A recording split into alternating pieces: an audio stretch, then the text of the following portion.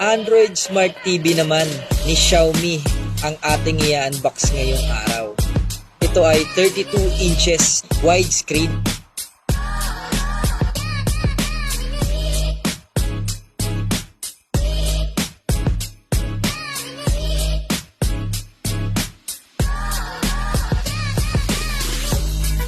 At ito na ang na-approve in just 2 minutes.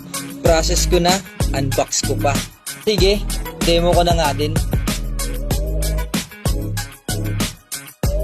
At para mas unique ang viewing experience ni Ma'am Annalisa, ito ay bezel-less design na rin po. At sa speaker, para mas quality ang tunog, support by Dolby Audio na rin po ito. At sa mga gustong mag-apply ng installment via Skyro, one valid ID lang naman ang aming hinihingi. At sa loob ng mga ilang minuto lang ay malalaman na natin ang resulta.